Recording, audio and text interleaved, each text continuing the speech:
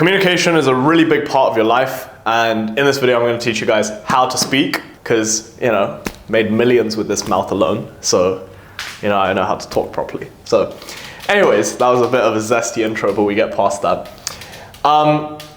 Why it benefits you. You get to command respect, have your ideas taken seriously, and more importantly, when you talk to other people, you actually get shit done, right?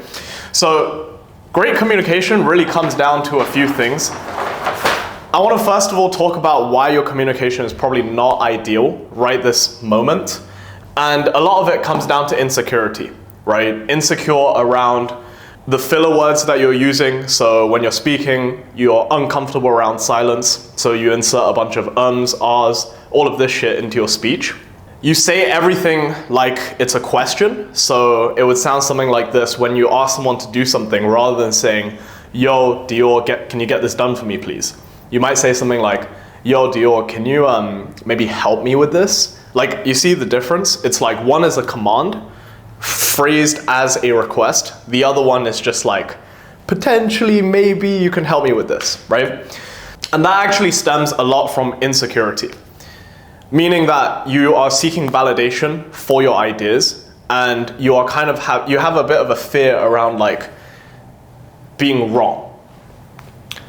And lastly, it's just fear in general, right? How your communication might be perceived, whether or not it's going to be received well. And you speak like this with crescendoing tone to kind of make up for the fact that you're actually unsure about what you're saying at the end of the day. So the solution to this is actually a really easy thing to overcome. And I want to give you guys this as an action step. So the first step is to actually be aware that this is due to insecurity and actually just nothing else, right? A lot of this insecurity probably comes from either childhood or experiences in your past when communicating in a very assertive way has not been taken well. Or for example, when you're a kid, your parents might just tell you, no, bad, don't do this, rather than trying to explain to you like, actually, that's not the best way to do it because we're optimizing for this outcome. And a better way to approach this would be this. But instead, they just told you, no, this is stupid, right? So once you are actually aware of this, I want you to really think about these 3 points and write them all down as a part of the discover process, where you literally just take a pen and paper and just write down why you actually think you insert ums and ahs. Write down examples of when it's actually manifested in your life. In terms of asking everything in a upward tonation, I'll explain what that is later on. But in general, it just kind of like sounds really unsure, right? So this would be thinking back to scenarios of when you wanted someone to do something and they didn't do it. Think about how you actually made the request to the individual. So you might have said something that actually was just a command, but you phrased it as a request through your tonality, right?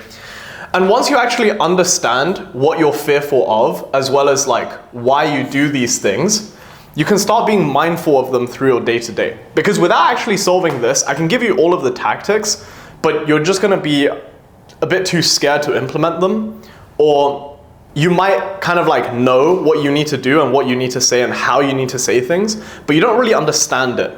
And the problem with that is you ultimately don't implement it, right? So step 2 is being mindful throughout the day. So once you are actually aware of this, think about this from time to time, and as you go about your day, think before you actually speak. And I'll give you exact tactics on how to make this easier for you. But essentially, as you go about your day, notice how you're actually making requests. Notice how you're responding to people, right? And the last stage is essentially breaking this cycle of speaking like a pussy. And the way you break it is, once you actually get really good at being mindful of it, try to interrupt it before you actually speak. Take a pause and then go ahead and make your point in the correct tonality. This actually takes a long time. So like when I was first starting in business, to correct like all of this stuff probably took me around 6 months. And obviously now I've been doing it for 5 years. I became a lot better at it, right? So once you understand why you actually speak the way that you do, and you understand the 3-step process in order to actually overcome this cycle of you speaking this way, let me give you some tactics that actually help you All right, so now that you know the underlying cause and the 3-step solution to actually overcome this, let me give you guys some tactics in order to actually make your lives a lot easier. So tonality is a really, really huge part of communication, which is why it's the first tactic. So there's essentially 2 ways to speak, right? One is in kind of like a crescendoing way, and as much as I hate to simplify it to like alpha and beta, but essentially it's kind of like a beta tone, right? I find this shit very cringe, like alpha and beta stuff, but that's a different topic of conversation. But anyways, so when you crescendo something, it's like a musical term, right? It basically just means like you go from quiet to loud. So an example of this is when you ask someone to do something for you, right? You start off quiet and then you end with the emphasis being on do this. So it's like, can you do this? You see, like, can you do this? It's kind of like phrasing it as a question. Whereas the way you actually want to speak, in a lot of instances, there are tactical ways to actually use the first tone, like the beta tone.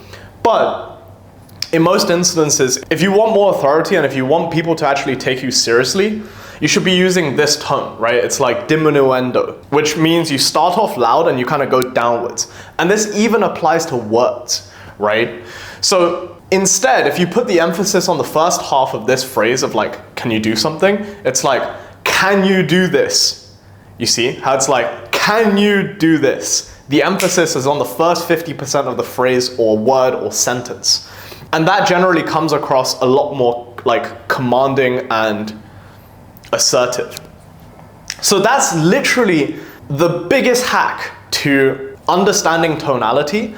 And you want to use these in kind of like alternating context. So for example, right, if I'm speaking with a client and I'm making assumptions that I know for a fact has a probability of being incorrect, I might say something like, yeah, so, you know, client, based on my assumptions, I think this is what's gonna be the likely outcome if we do this. You see how in the beginning it's like, based on my assumptions, this, right? Whereas if I wasn't making any assumptions and I know for a fact that this is what I need to do in order to achieve this outcome, I'm gonna say something like, yeah, so based on my assumptions, I really believe this will happen as a result of X, Y, Z. You see how the emphasis becomes on the first half of like that sentence, right? And that's the biggest hack in tonality you can ever have. Another use case of this is when you want to seem either overly polite or kind of like really risk no offense or try to get someone to tell you the actual truth, right? Because when you tell something like, another use case of the crescendoing kind of tonality, like the beta tone, is if you're actually trying to have a real conversation with someone and you're talking about kind of like a more sensitive topic, right? In which case you would adopt this tone to actually get people to open up. So let's say in a conversation about something that was said that really created a lot of tension in the team, right? If I want to get to know how someone is feeling about something, I wouldn't just tell them, yo, tell me how you're feeling right now. I might say something along the lines of like, hey, I know this happened, but I'd love to open up the conversation for us to talk about it, right? So you see how it's kind of like a questioning type of tone where I started off much more quiet compared to the end, right? This tonality will help people open up a lot more, whereas this tonality will help people follow your orders. Now, tonality is obviously a really big part of communication. However, there's also other pillars.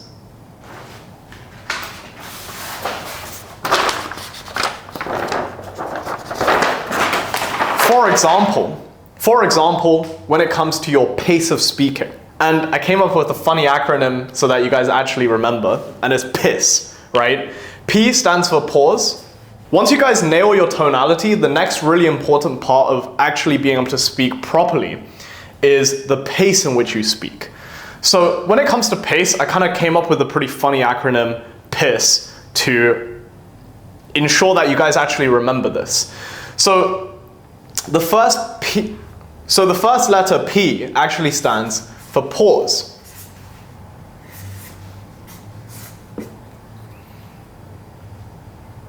And this is something that is super important, which is like when you're speaking, a lot of people, in order to prevent silence, they kind of add a bunch of filler words like your ums, ahs, etc. Because ultimately they're not very comfortable with silence, right? And that goes back again to the insecurity thing, which is why it's very important that you follow step 1 of this video, which is like understanding exactly why you're actually speaking this way, being mindful of it, and starting to break the pattern. Because once you get comfortable with silence, you can kind of like tactically use pauses in any conversation. When you pause, rather than try to inject with a bunch of filler words, what happens is you come across a lot more confident, but also what you're really doing is just like standing on your fucking business. You know what I mean? So pausing is really important because it gives you time to ideate, which is I, the second letter of piss.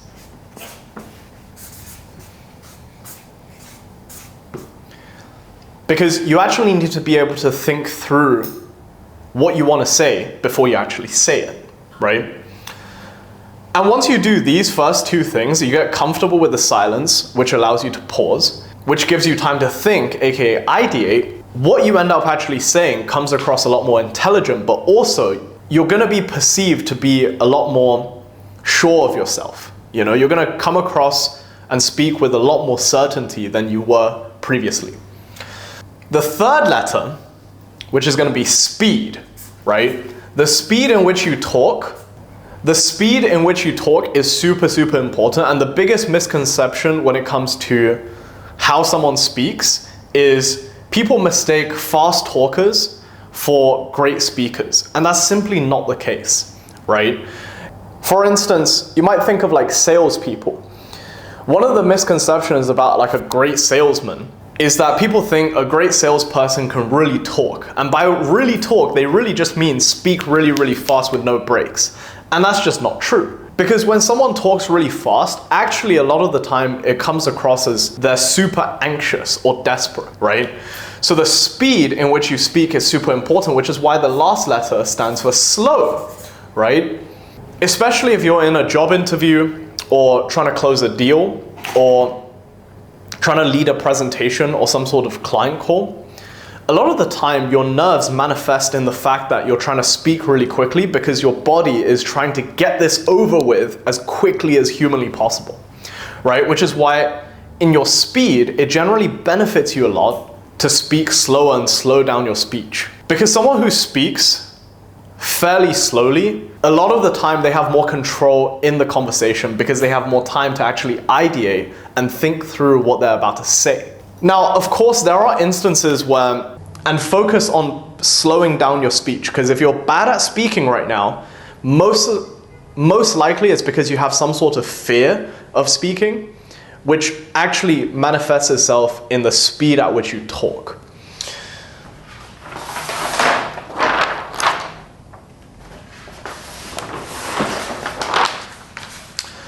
Now, the next really important aspect of your speech is actually your body language, right? So body language, again, is something that's like super misunderstood. Because I'm sure you've seen like those like TikToks about dating or like human interaction and all of this shit, right? That tells you to have like open body language and like, oh, you have to try to like mimic and like mirror someone else. All of this shit is like complete nonsense, right? What actually matters is just like how animated you are and whether or not you're standing up straight. That's literally it, or like sitting up straight. Like your general posture and how animated you are a lot of the time is all it takes. So on the practical side of body language, when it just comes down to your hand gestures, right? Like your hands is basically how people animate themselves because you don't really use your legs, right? In order to speak properly. So there's several really key ways to break animation down as like a skill. So if you're trying to make a point, you might actually just like, you know, click at it or like slap your hands together or something like that, right? So for example, if I'm trying to make a point to, let's say like a prospective client, right? I might say something like, yo bro, if you sign up with us, this shit is gonna work. Like 100% guaranteed. We've handled hundreds of accounts exactly like yours and there's just no chance of it not working out, right? You see how it's like, I slap my hands and click my fingers on the points that I really want to drive home to someone, and relax a little bit more if, you know, I'm trying to not do that.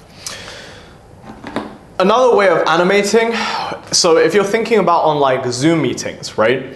What I do is I actually end up pointing a lot, because when you point, it kind of draws people attention to certain aspects, right? So if I'm on a sales call, if I'm on a team call or whatever, I try to point at the screen even though they can't tell what I'm pointing at. But just to get it more animated, to kind of direct the fact that they need to be looking at like a screen share of mine, right, is super important. So tactically using pointing is quite key. I think I spelled pointing wrong. There you go. In real life though, obviously if you point someone like this, it can feel like really a little bit rude and come across like pretty aggressive. So it's just like open palm, like, yo, so meet my friend so-and-so, right? You guys should introduce each other because like, I think you guys can do business together or whatever, right? You see how it's just like bring people together with hands, right? That's a really key part of being animated. And when it comes to straight, right? You just gotta stand up straight. That's it. Like this whole like open shoulder and like, you know, flaring out your lats or whatever is complete dog shit. Like you look like a prick if you like walk around like this, you know what I mean? So don't do that. Just stand up straight, look normal, and that's about it, right? If you master these two things, your skills in talking is gonna go up significantly. And lastly, let me give you guys 4 tactics that I've been using since, I think probably like, maybe like year 2 of me starting the business, which is like these 4 tactics. So essentially, I learned the first 3 from one book, which I highly, highly recommend for all of you guys listening, which is like Never Split the Difference by Chris Voss, right? CIA negotiator. So effectively, the first one being turning why questions into how/what questions. So an example of this is when you ask someone a why-based question, it can kind of come across quite accusatory and very, very direct, right? And unfortunately, in the world that we live, a lot of people are kind of like pussies, right? Lack of a better word. And they might not respond to why questions as much because they feel like it's a personal attack, right? So rephrasing why questions to how and what will soften the question and get the truth out of people a lot quicker. So what do I mean by this? An example would be if, you know, one of my team members fucked up, right? Instead of asking them, why did you do this, right? I'm gonna rephrase it into something like, how did you arrive at this conclusion which led to you doing this? Something along those lines, right? Like if you have to rephrase why questions into a how, you kind of end up changing the whole dynamic of the question and it feels a lot more collaborative. And the biggest way I can kind of like help you guys visualize this is for you guys watching right now, right? If I'm asking you, why did you do that? It's me kind of like directing the question at you. So for those of you guys watching this right now, like pretend we're having a conversation right here, right? If I'm asking you guys, why did you do this? You know, it feels like I'm directing all the question to you. Whereas, you know, if I'm asking you a how-based question, it's like, how did you end up arriving at this conclusion? And I'm really curious, like, what made you actually do this? You see how it's like, it becomes like a very direct at you type of thing. Whereas if I like ask you a how or what based question, it's kind of like us two both looking this side and trying to address the actual problem itself, right? So turning why questions into how and what is super, super powerful when it comes to trying to keep tensions low, especially when talking about like people's mistakes, fuck ups, etc. Turning yes into a no is super powerful as well. So in traditional kind of like sales, there's that thing of like, you get people on a train of yeses, right? And they're more likely to like say yes and, you know, you get the sale. But that's actually not the case, I don't think ever, really. Because let's be real, like most people are not complete retards. Like if you get them to say yes 5 times, like they're still probably not gonna say yes to the 6th ask if they don't actually want to do it, right? Whereas a lot of people are very comfortable saying no.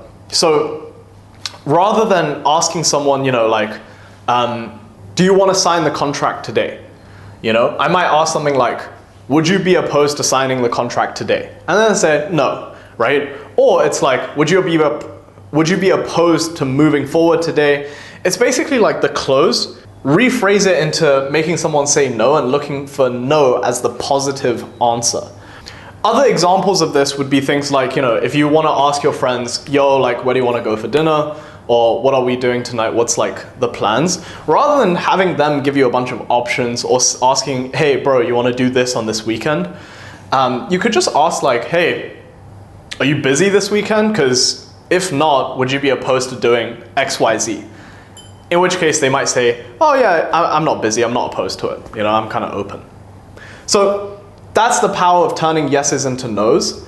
And this alone has helped me close a bunch of deals in business. The third tactic is making assumptions properly, right? So assumptions are super powerful because it helps you fill in the blanks of data points that you don't really have in order to arrive at a certain conclusion. But also it lets you kind of make points based on whatever assumption that you have and not seem like a retard when you get called out for it, right? So one use case of this would be something like if you're on a call with a client and they seem less enthusiastic than normal and you want to make sure everything is okay, right? You don't just want to say, is everything okay? I feel like there's something up, right? You might say something like, hey, you seem a bit low energy today. Is there anything wrong? Or something along those lines. Or like, is there anything that we can do to help you out? Or whatever, right?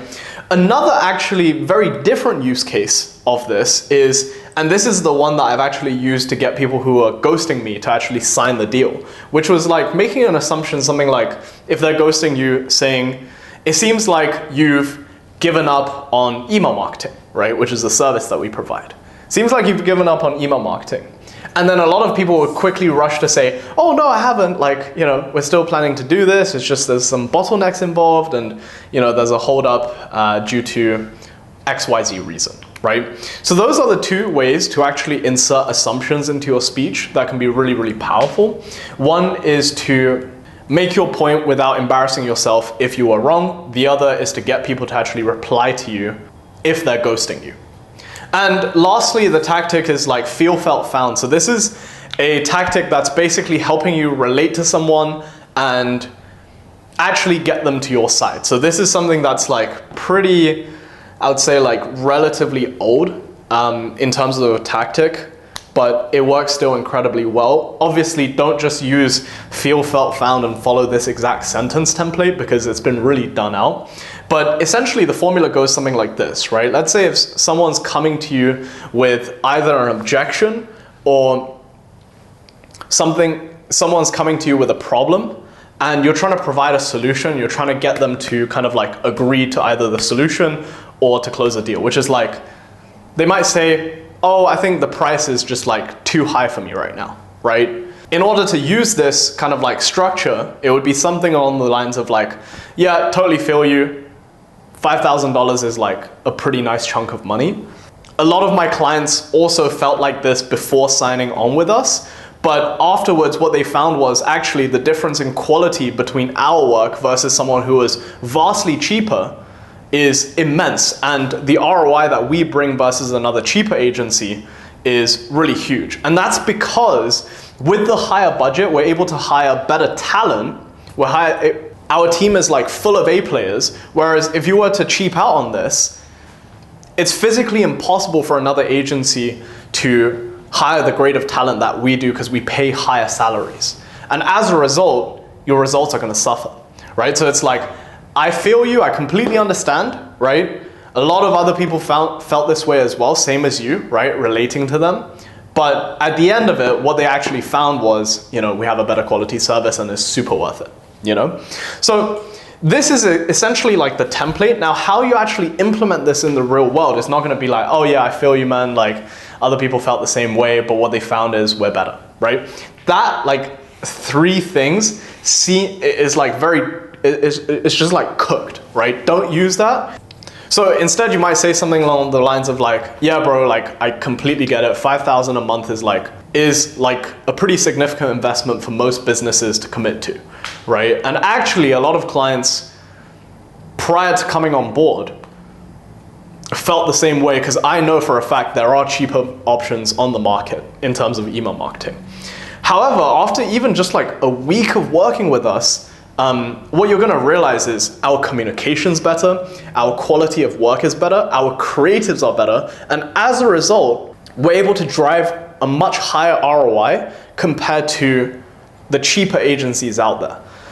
And I can prove this to you like empirically as well. Just think about it like this, right? Like someone that's charging $1,000 a month versus $5,000 a month. Think about like the level of talent they can actually hire. Because at the end of the day, I have to make a margin, just like the $1,000 agency owner has to make a margin, right? The level of talent that we're able to hire for this price is just like so much better, right? Would you rather work with the best of the best or just like cheap out on a bunch of like Filipino VAs? Of course, right? So yeah, that's it. So you see how it's like I've taken this exact structure but used none of these words so that it feels really natural, right? To overcome that objection. So yeah, these essentially are the 4 biggest tactics that help me do a bunch more deals and has improved my relationships immensely.